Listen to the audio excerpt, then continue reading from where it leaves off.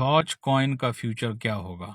मैं अक्सर वीडियोस में आपको बताता होता हूँ कि वो कॉइन्स जिनकी यूटिलिटी होगी, कोई फायदा होगा इंसानियत को,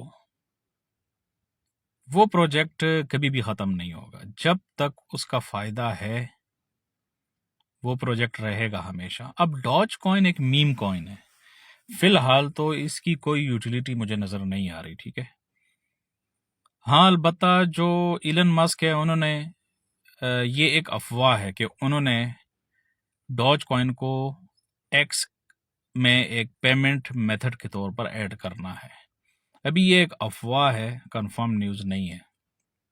तो अगर एक्स में इसको ऐड कर लिया जाता है, ठीक है, तो फिर हम कह सकते हैं कि अब इसकी यूटिलिटी स्टार्ट हो गई है और आगे मज़ीद भी इसके कई यूटिलिटीज स्टार्ट हो सकती हैं। इसके अलावा और भी हो सकता है कहीं एज अ पेमेंट मेथड इस्तेमाल होना शुरू हो जाए, या इसके ऊपर स्मार्ट कॉन्ट्रैक्ट्स, इसके ऊपर एक पूरा एक इकोसिस्टम बिल्ड होना शुरू हो जाए, जैसे कि इथेरियम के ऊपर है, जैसे कि कार्डानो के ऊपर है, जैसे कि सोलाना के ऊपर है, जैसे कि पोलकाडॉट के ऊपर है। ठीक है, ये सारी एग्जांपल्स मैंने आपको बताई है ना, इनके ऊपर बहुत बड़े इकोसिस्टम बिल्ड हुए हैं।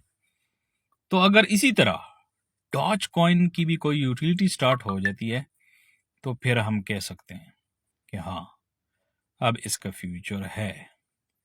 अब फिलहाल तो डॉज कॉइन को एज ए मीम कॉइन ही लिया जाता है। ठीक है, तो मीम कॉइन देखें, एक ऐसे मीम क्या मतलब होता है, मतलब एक शुगल मेला होता है, बस एक ऐसा प्रोजेक्ट जो कि शुगल मेले के लिए आया हो, तो उसका फिर शुगल मेला ही चलता रहता है। फिर जब तक उसका सही रियल माने में उसका सही यूटिलिटी, सही यूज शुरू ना हो जाए, उस वक्त तक उसके फ्यूचर के बारे में हमेशा शकूको शुबहात ही रहेंगे। ठीक है, अभी मैं आपको एग्जांपल देता हूं। देखें, बिटकॉइन है, बिटकॉइन की यूटिलिटी है, एक डिसेंट्रलाइज्ड पेमेंट मेथड है। ठीक है, डिसेंट्रलाइज्ड करेंसी है।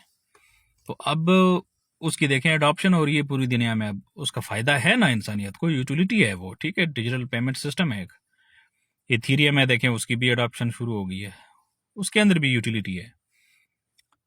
तो इस तरह जब कोई फायदा होगा इंसानियत को तो तब उस कॉइन की वैल्यू होगी। ठीक है, ये बात मैं अक्सर वीडियोस में बताता होता हूँ। आई होप कि आपको समझ आ गई होगी।